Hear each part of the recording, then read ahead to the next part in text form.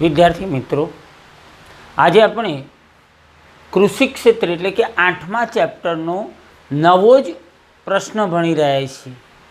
નીચી ખેત ઉત્પાદકતાના કારણો। લોંગ ક્વેશ્ચનમાં તમને પૂછાય, લોંગ ક્વેશ્ચન 5 માર્ક્સનો, કે નીચી ખેત ઉત્પાદકતાના કારણો સમજાવો। હવે જ્યારે પ્રશ્ન 5 માર્ક્સનો પૂછાતો હોય એટલે આપણે બહુ જ ધ્યાન આપવું જોઈએ। તો આજે આપણે ભણી રહ્યા છીએ નીચી ખેત ઉત્પાદકતાના કારણો। તમે પ્રશ્ન લખો, નીચી ખેત ઉત્પાદકતાના કારણો સમજાવો। કારણો સમજાવો। હવે જુઓ, ભારતમાં નીચી ખેત ઉત્પાદકતાના જવાબદાર પરિબળો હોય, કારણભૂત પરિબળો, તો તે 3 છે। તમને નાના પ્રશ્નમાં પૂછે કે ભારતમાં નીચી ખેત ઉત્પાદકતાના કારણભૂત પરિબળો કેટલા છે અથવા કયા છે, તો 3 છે। સંસ્થાકીય પરિબળો, ટેકનોલોજીકલ પરિબળો અને અન્ય પરિબળો। એ 3ના પાછા પેટા મુદ્દાઓ છે, એટલે આપણે પહેલાં 3 લખી લઈએ, પછી આજે આપણે સંસ્થાકીય પરિબળો જોવાના છે। એટલે 3 કયા, તો સંસ્થાકીય પરિબળો, ટેકનોલોજીકલ પરિબળો અને અન્ય પરિબળો। ચલો લખો, તો તમે ડેશ મારીને જવાબની શરૂઆત કરો। નીચી ખેત ઉત્પાદકતાના કારણભૂત પરિબળો નીચે મુજબ છે। નીચે મુજબ છે। હવે જુઓ, તો મેં મિડલમાં લખ્યું છે, જુઓ હજુ પણ થોડું આ બાજુ આવી ગયું છે, ખરેખર આટલાથી લખવાનું, એટલે આ રીતે મિડલમાં આવે એ રીતે તમે 3 લખો। 1 નંબર આપીને લખો સંસ્થાકીય પરિબળો, બરાબર એના નીચે લખો ટેકનોલોજીકલ પરિબળો, અને 3 નંબર આપીને લખો અન્ય પરિબળો।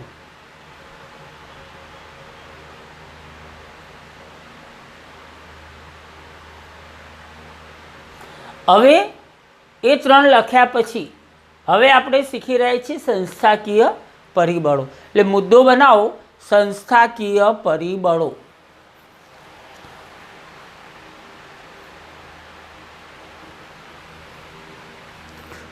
સૌ પ્રથમ વાત આવશે કે સંસ્થાકીય પરિબળો કોને કહેવાય, તો ભારતના ખેડૂતો જે સંસ્થાકીય માળખામાં રહીને ખેતી કરે છે, બરાબર સમજવાનું છે।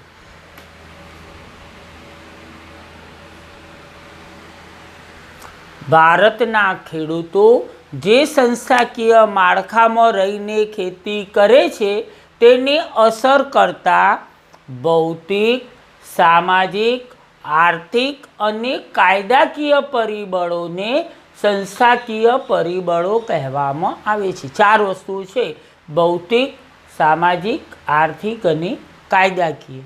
એટલે તમે એ 4 વસ્તુ યાદ રાખશો। ફરી એકવાર, ભારતના ખેડૂતો જે સંસ્થાકીય માળખામાં રહીને ખેતી કરે છે તેને અસર કરતા ભૌતિક, સામાજિક, આર્થિક અને કાયદાકીય પરિબળોને સંસ્થાકીય પરિબળો કહેવામાં આવે છે। લખો, તો પેરેગ્રાફ કરો, અવતરણ ચિહ્નો કરીને લખો। તમને નાના પ્રશ્નમાં પૂછે સંસ્થાકીય પરિબળો કોને કહે છે અથવા એટલે શું, તો તમારે આ લખવું પડે। પેરેગ્રાફ કરો, અવતરણ ચિહ્નો કરીને તમે લખો છો, ભારતના ખેડૂતો જે સંસ્થાકીય માળખામાં રહીને ખેતી કરે છે તેને અસર કરતો ભૌતિક, સામાજિક, આર્થિક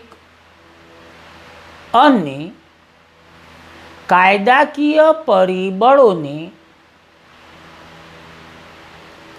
સંસ્થાકીય પરિબળો કહેવામાં આવે છે। સંસ્થાકીય પરિબળો કહેવામાં આવે છે।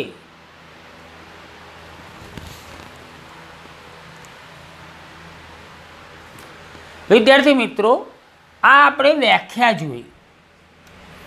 હવે એના મુદ્દાઓ સંસ્થાકીય આપણે 3 પાડ્યા હતા, એની અંદર 4 મુદ્દાઓ છે.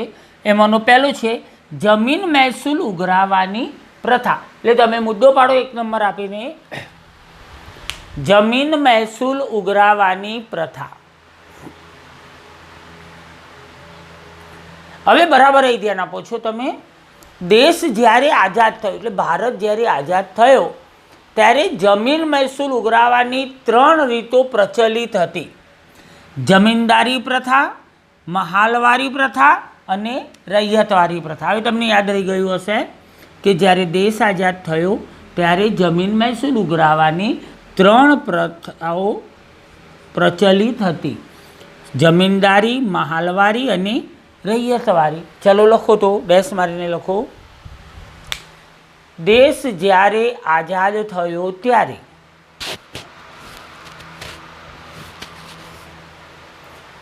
જમીન મહેસૂલ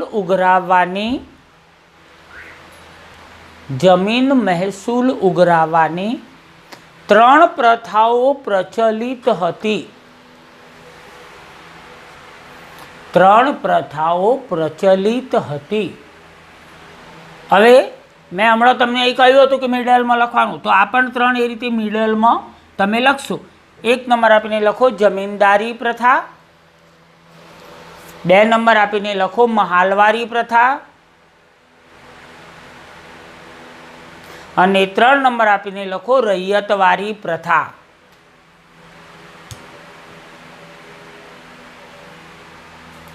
હવે જુઓ, આ 3 જે પ્રથાઓ છે એની અંદર ખેતી કોની જોડે કરાવવામાં આવતી? તો ગણોતિયા હોય કે જમીન વહેણા ખેત મજૂરો જોડે. જો આ પ્રથામાં, એટલે આ 3 પ્રથામાં ખેતી ગણોતિયા કે જમીન વિહોણા ખેત મજૂરો દ્વારા કરાવવામાં આવતી હતી. એટલે જમીનના માલિકો કે જમીનદારો ખેતી કરતા નહોતા, પણ કોણ કરતું હતું ખેતી? તો ખેત મજૂરો કરતા હતા, જે ગણોતિયા હોય અથવા તો જમીન વિહોણા હોય. એટલે ડેશ માની લખો, આ પ્રથાઓમાં ખેતી ગણોતિયા કે જમીન વિહોણા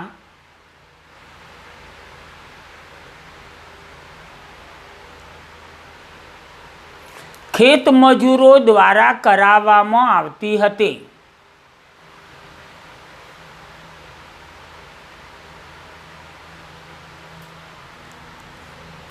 હવે જો એની અંદર શું થતું, તો જમીન પરનું જે ભાડું હતું અથવા મહેસૂલ ઉઘરાવવાની જુદી જુદી રીતો. ભાડું એટલે આપણે એવું કહીએ છીએ કે શાંત આપવું. એટલે જમીન પરનું ભાડું અથવા મહેસૂલ ઉઘરાવવાની જુદી જુદી પદ્ધતિઓનો ઉપયોગ કરવામાં આવતો હતો. બરાબર યાદ રાખજો, એ વખતે જે ભારતનો ખેત મજૂર હતો, એટલે કે ગણોતિયા કે જમીન વિહોણા લોકો હતા, એમના જોડે જોઈએ એટલું જ્ઞાન કે બુદ્ધિ નહોતી. એટલે આ મહેસૂલ ઉઘરાવવાળા જે કહે એ સ્વીકારી લેતા અને જેટલું માગે એટલું આપી દેતા. એટલે આપણે પહેલાં વાક્ય લખીએ, પછી આગળ જઈએ છીએ. જમીન પરનું ભાડું અથવા મહેસૂલ ઉઘરાવવાની જુદી જુદી પદ્ધતિઓનો ઉપયોગ કરવામાં આવતો હતો. જમીનદારો ઉત્પાદનનો મોટો ભાગ ભાડા સ્વરૂપે લઈ લેતા. આ વસ્તુ મોસ્ટ આઈએમપી છે. જે ઉત્પાદન થતું ખેતરની અંદર એનો મોટો ભાગ ભાડા તરીકે જમીનદારો લઈ લેતા હતા. એટલે ખેતમજૂર જોડે શું વધે? એનું જીવન ચાલે તેટલું, એનું જીવન નિર્વાહ થઈ શકે એટલું રહેવા દેતા, અને બાકીનું બધું ભાડું છે એવું કહી અને લઈ લેતા, જમીનનું ભાડું. એટલે આવું લખ્યું છે, જો જમીનદારો ઉત્પાદનનો મોટો ભાગ ભાડા સ્વરૂપે લઈ લેતા, ખેડૂતો પાસે એટલે આ ખેતમજૂરો પાસે જીવન નિર્વાહ પૂરતું જ ઉત્પાદન રહેવા દેતા. હવે બરાબર તમે સમજો કે ગમે એટલું પાકે ખેતરની અંદર, તો પણ ખેતમજૂર જોડે, તો જેને ગણોતિયો કહીએ છીએ, એની જોડે માત્ર તેનું ઘર ચાલે એટલું રહે, બીજું તો પેલા જમીનદારો લઈ લેતા હતા. તો એમને વધારે પાકે એમાં રસ હોય ખરો?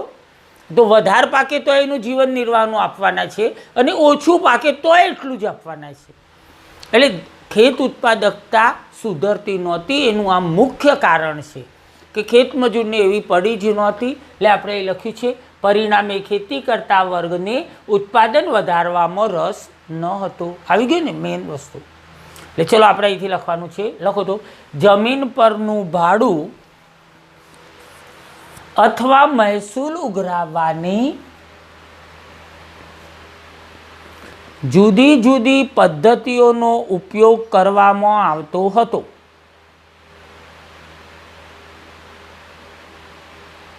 ડેશ મારીને લખો. જમીનદારો ઉત્પાદનનો મોટો ભાગ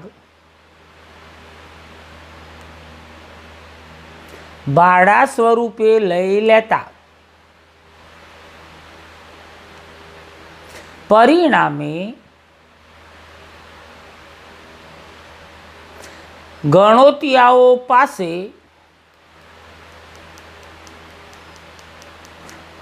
જીવન નિર્વાહ પૂરતું જ ઉત્પાદન રહેતું. જીવન નિર્વાહ પૂરતું જ ઉત્પાદન રહેતું. ડેશ મારીને લખો. આમ ખેતી કરતા વર્ગને ઉત્પાદન વધારવામાં રસ ન હતો.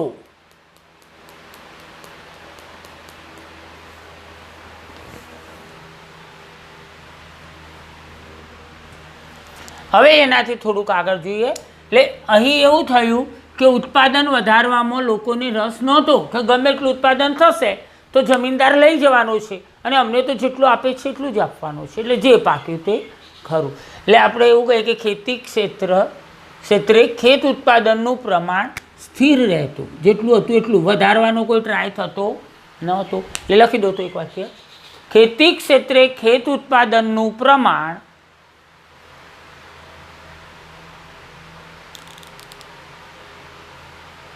સ્થિર રહેતું હતું.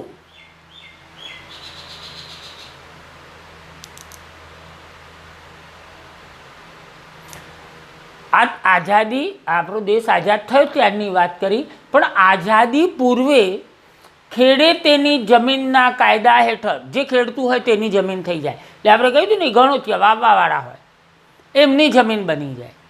એટલે જમીનદારો આ લોકોને જમીન વાવવા માટે આપતા હતા ગણોતિયાઓને. એટલે એક કાયદો એવો આવી ગયો કે ખેડે તેની જમીન, જમીનદારની જમીન એવું નહીં, જે ખેડતો હતો એને લઈ લેવાની, એ જમીન એના નામે થઈ જાય. આઝાદી પૂર્વે ખેડે તેની જમીનના કાયદા હેઠળ ખેડ હક સલામતી અને શાંત અંગેના કાયદા પસાર કરવામાં આવ્યા. સોથ એટલે ભાડું, ઉધેડ આપણે એવું શબ્દ વાપરતા હોઈએ છીએ.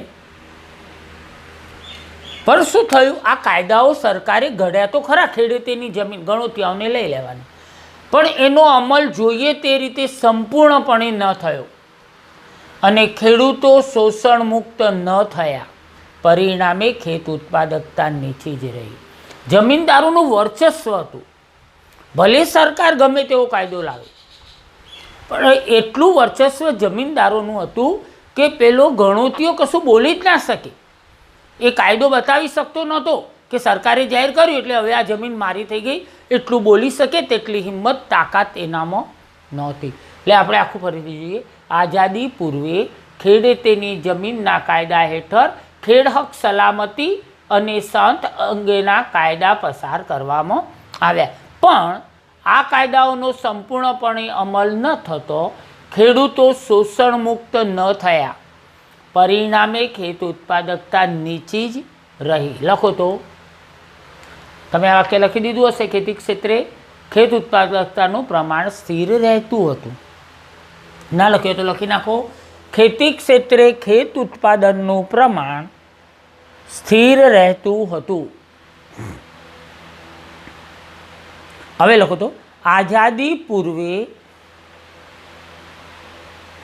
ખેડે તેની જમીન, અવતરણ ચિહ્નોમાં લખો, ના કાયદા હેઠળ, કાયદો હતો ખેડે તેની જમીન, ના કાયદા હેઠળ ખેડ હક સલામતી અને સાથ અંગેના કાયદા પસાર કરવામાં આવ્યા.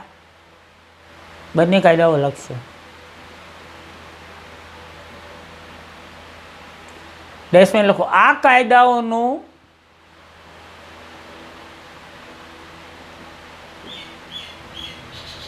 સંપૂર્ણપણે અમલ ન થતો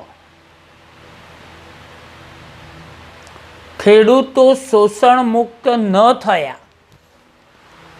ખેડૂતો શોષણ મુક્ત ન થયા. પરિણામે ખેત ઉત્પાદકતા નીચી જ રહી. પરિણામે ખેત ઉત્પાદકતા નીચી જ રહી. ચલો, આ પહેલો મુદ્દો હતો જમીન મહેસૂલ ઉઘરાવવાની પ્રથા. આ રીતે મહેસૂલ ઉઘરાવવામાં આવતો એટલે કે પાકે બધું લઈ જતા, ખાલી ખેડૂત જોડે જે કામ કરતો હતો ખેત મજૂર એની જોડે ખાવા જેટલું રહેવા દેતા હતા. કાયદો આવ્યો પણ લોકો એટલા ગભરાતા હતા કે કાયદો કાયદાની જગ્યાએ રહ્યો, તેનો કોઈ અમલ થયો નહીં. હવે ખેડ ધિરાણ બીજો મુદ્દો છે. મુદ્દો બનાવો ખેડ ધિરાણ.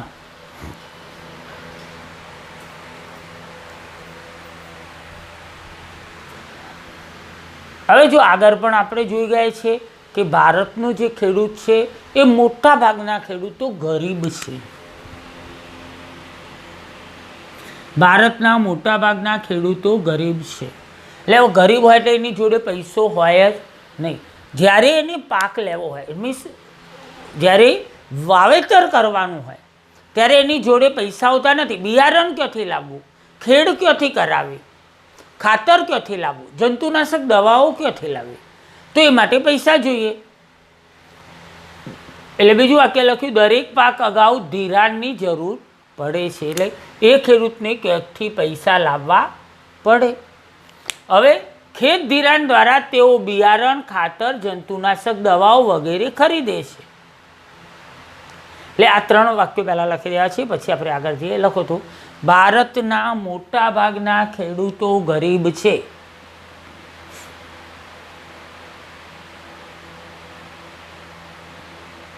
દરેક પાક અગાઉ ડેશમાં લખવાનું છે. દરેક પાક અગાઉ ધિરાણની જરૂર પડે છે.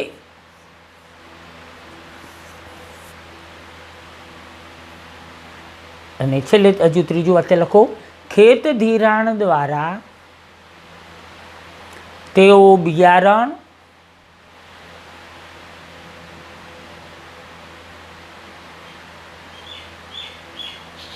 ખાતર,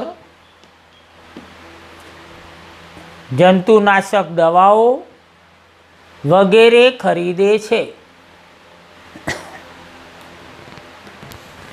વગેરે ખરીદે છે. હવે જો દેશ આઝાદ થયો ને, એટલે કે આઝાદી સમયથી ખેત ધિરાણમાં ખાનગી નાણાં ધીરનારની મોટી ભૂમિકા જોવા મળી છે. એ વખતે સરકાર દ્વારા નાણાં નહોતા મળતા. એટલે શું, ગામમાં જે પૈસાદાર હોય, નાણાં ધીરનાર, શરાબનો ધંધો કરતા હોય તે એવું કહેવાતું.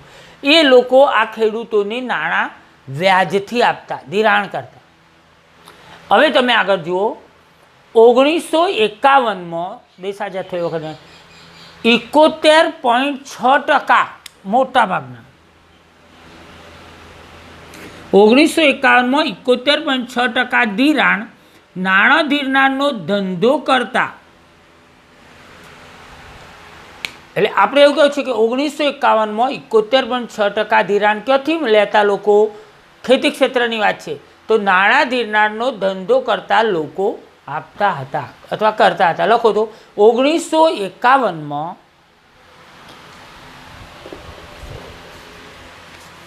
71.6% ખેત ધિરાણ, એવું લખો, અહીં ખેત ધિરાણ લખો. 1951માં 71.6% ખેત ધિરાણ નાણાં ધીરનારનો ધંધો કરતા લોકો દ્વારા કરવામાં આવતું હતું, કરવામાં આવતું હતું. બરાબર યાદ રાખજો. હું આજુ 1951માં આપણે એવું કહ્યું કે 71.6% ખાનગી ક્ષેત્રે ધિરાણ મળતું હતું. પછી અહીં આપણે આંકડો બદલવાનો છે કે વર્તમાનમાં, આ 1951નું છે, અહીં આપણે એવું કહે છે વર્તમાનમાં નાણાં ધિરાણનો ધંધો કરતા લોકો દ્વારા 21% ખેત ધિરાણ પૂરું પાડવામાં આવે છે. એટલે 21% એટલે 79% લોકોને સરકાર પૂરું પાડે છે. એટલે આજે પરિસ્થિતિ બદલાઈ છે, તેમ છતાંય કેટલાક પરિબળો એવા છે કે ખેત ઉત્પાદકતા નીચી જ રહી છે. એટલે હવે આપણે એનાથી આગળ જઈએ. આ ધિરાણનો વ્યાજ દર ખૂબ ઊંચો લેતા 71% લોકોને જે ધિરાણ ખાનગી ક્ષેત્રમાંથી મળતું હતું એ ધિરાણનો વ્યાજ દર ઊંચો લેતા. એટલું જ નહીં, ઊંચો વ્યાજ દર તો ખરું, પણ હિસાબોમાં ગરબડ કરી ખેડૂતોને છેતરતા હતા. બંને લખી નાખો. આ ધિરાણનો વ્યાજ દર ખૂબ ઊંચો લેતા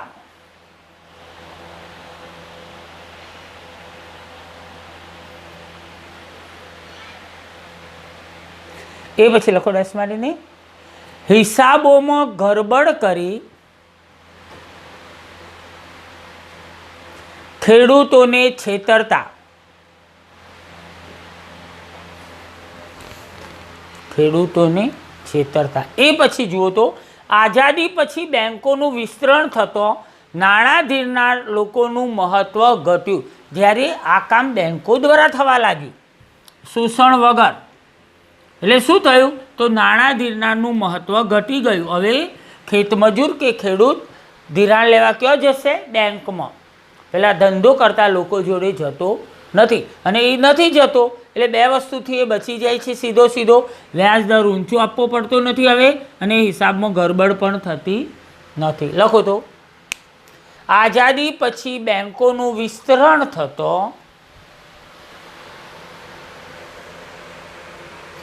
નાણાં ધીરનાર લોકોનું મહત્વ ઘટ્યું.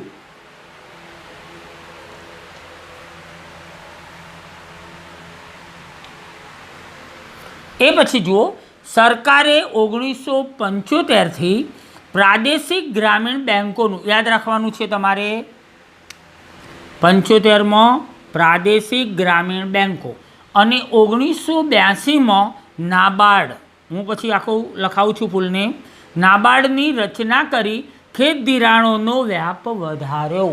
નાબાર્ડની રચના ક્યારે થઈ? તો 1982માં. અને પ્રાદેશિક ગ્રામીણ બેંકનું આવે તો 1975માં. લખો 10 માટે. સરકારે 1975થી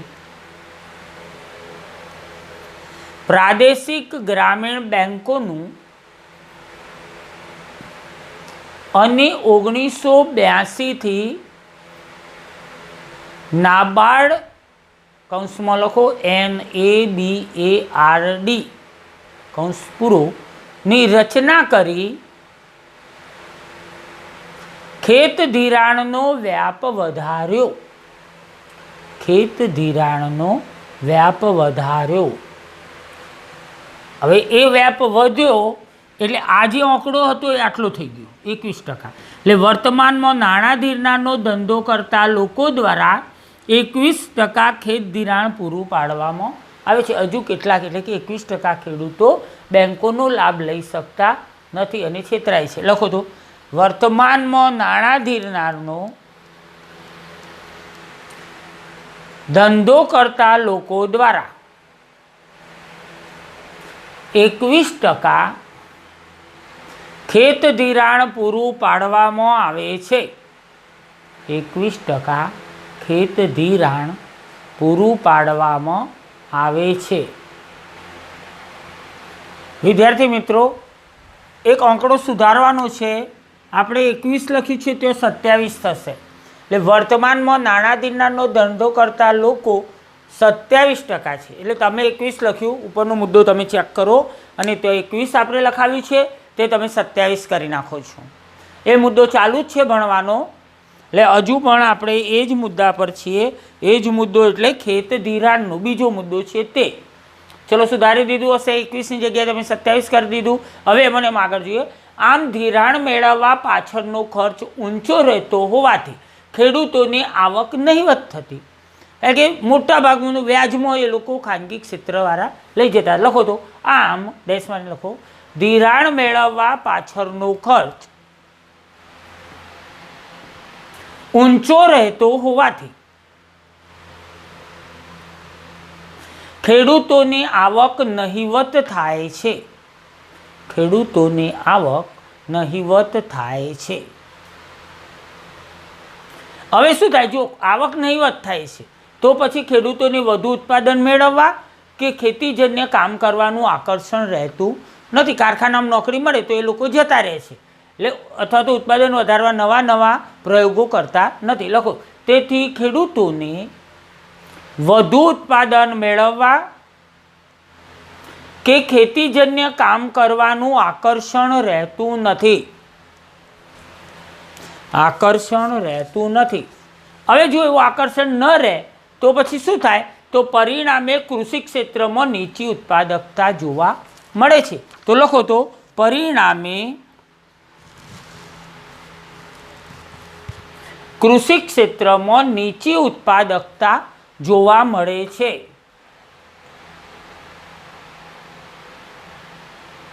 વિદ્યાર્થી મિત્રો, સમય થઈ ગયો છે એટલે 2 મુદ્દા આજે શીખ્યા. આપણે સંસ્થાકીય પરિબળોના 2 મુદ્દા શીખ્યા છીએ અને હવે જે 2 બાકી રહ્યા, કુલ 4 છે, એમાંથી એ આપણે આવતા વિડીયોમાં જોઈશું અને એ જ વખતે આપણે આખો પ્રશ્ન એટલે મીન્સ સંસ્થાકીય પરિબળો પૂરા કરીશું. હવે આજનો મારો પ્રશ્ન છે, સંસ્થાકીય પરિબળો એટલે શું? વિદ્યાર્થી મિત્રો, તમે વિડીયો જુઓ છો, લોટ ઓફ વ્યૂ આવે છે, પણ હું જે પ્રશ્ન પૂછું છું એનો જવાબ તો મળતો જ નથી. તો તમે કોમેન્ટ્સમાં મારા પ્રશ્નનો જવાબ તમે આપો. તો સંસ્થાકીય પરિબળો એટલે શું? મિત્રો, લાઈક કરવાનું ભૂલશો નહીં. મળીએ છીએ અધૂરું સંસ્થાકીય પરિબળો એટલે કે 2 બાકી છે એ આવતા વિડીયોમાં.